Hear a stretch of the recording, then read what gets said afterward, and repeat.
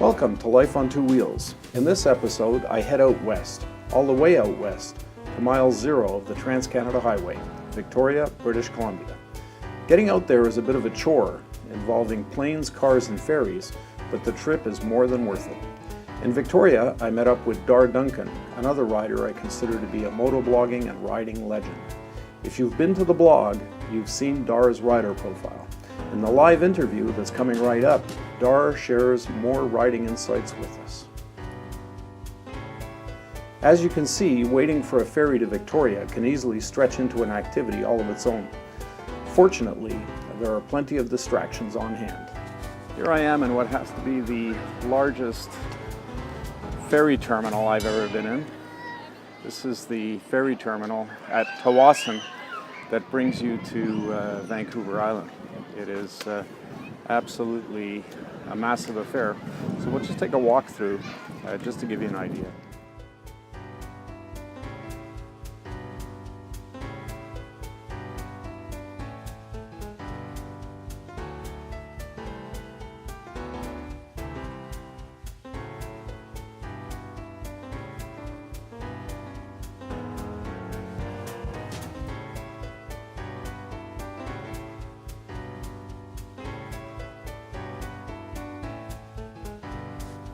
All right, enough distractions already. It's my pleasure to introduce to you Dar the Star. That's right, I'm not making that up. Check out Dar's gig on Farkle Garage.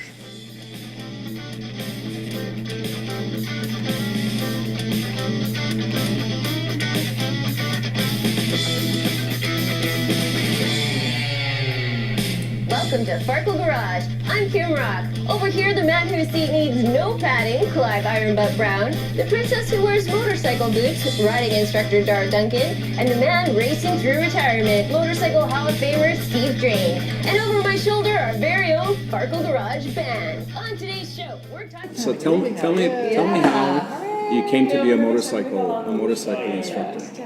I decided after riding my scooter Yep. and then getting my motorcycle license, Yep. I loved it so much that I wanted to give back to motorcycling because it gave me so much joy. Yeah. And I wanted people to do it properly or encourage people to learn the skills right from the get-go, save them some grief, and just Right. find the joy. But from there to becoming a motorcycle instructor, is that because you took the motorcycle course yourself and you already knew these people, or?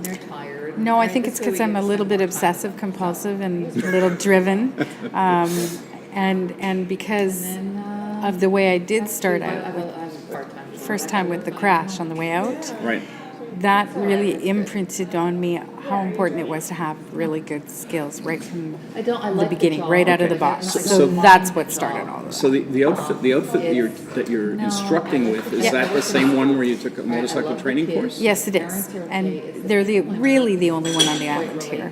And they just have a really good, solid philosophy. And because I was feeling so safe, so protected, and so well trained, that I decided if I could make it through the 3-year patience period and get the skills, that I would apply and see what happened. So what was the reaction when you approached them and you said, I want to do this too?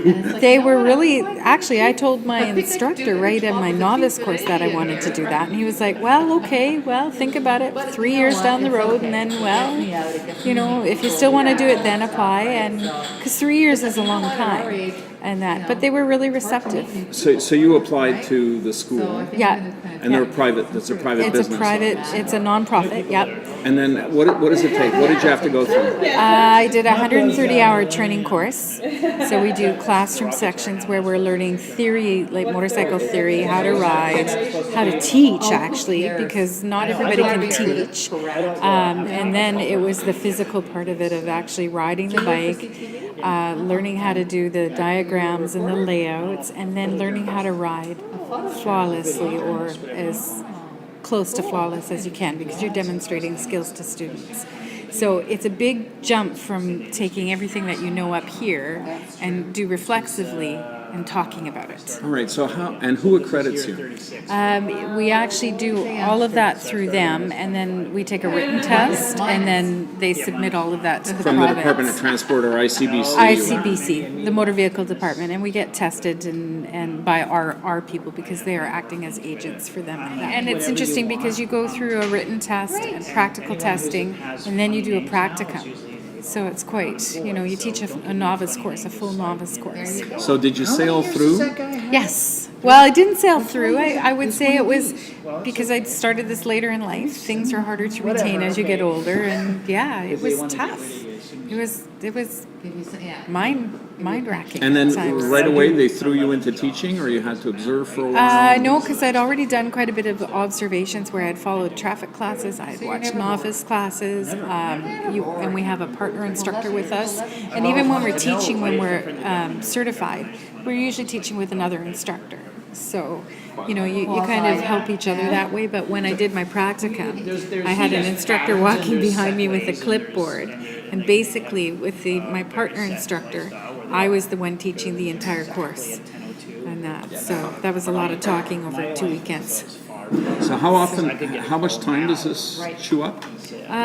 For me, right now, I teach about 4 novice courses a year, so that's about 8 weekends in prime riding time. So it chews up a lot of time. And then we have regular training, monthly meetings, and me being me, I go out to the parking lot and routinely drill and practice. Right. I still haven't bought the tennis balls you recommended, or cut them in half. And believe it or not, I've never done a motorcycle course because I was literally grandfathered in Quebec. Because everybody got a motorcycle permit. Yeah. Back in the day, and I had given mine up, and then I found out when I was buying my first bike, when they were recommending I get a 150, that I could get it back. So for $35, I got my motorcycle license back.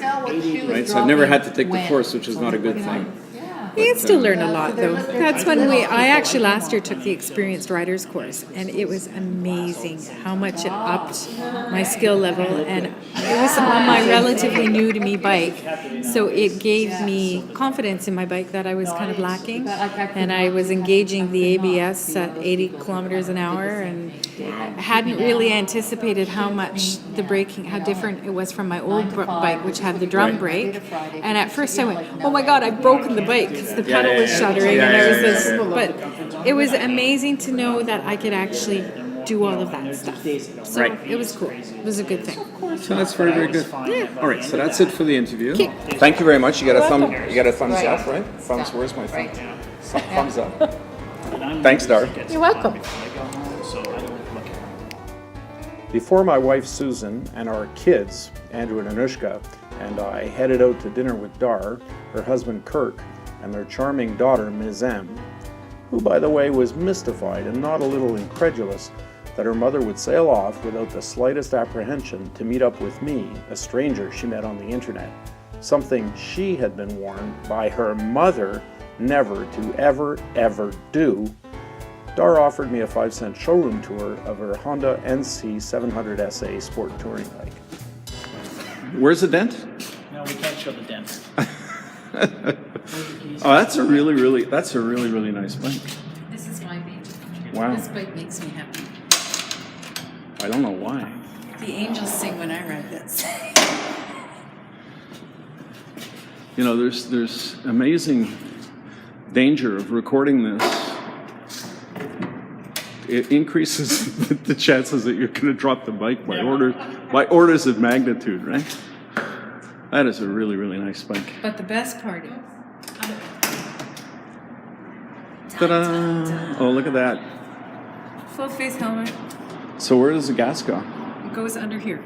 It's under Oh, I see. So it's like it's like almost like a scooter in that respect. Okay, so speaking of scooter, this is built on the new concept, Right. which actually goes across the platform for NC, Honda Integrity scooter, and CTX 700. Oh, cool. This chassis is shared for the whole platform. His jacket and his jacket here and his helmet and all that in there. And then I had a little tank bag, and that's all I needed. It was incredible, the amount of stuff. And when Kurt calls this the grocery grocery cart. Because I can bring home about 5 or 6 bags of groceries. I don't need a car. Who needs a car? That's amazing. And it gets phenomenal gas mileage. Very, very nice. I can do 400 clicks on this baby. And this is my buddy, Evil Kitty. My little mascot. There is? Oh, I see. Okay. Yeah. Cool. Everybody's got to have a little mascot. Yep. Very, very cool. I love this bike. This bike makes me happy. Well, thank you for showing us. Thank you. Well, that's it, folks. That's a handful more of your precious minutes well wasted here on the Life on Two Wheels channel. Coming up on Life on Two Wheels, I'll take you to the precise spot where my life on two wheels began.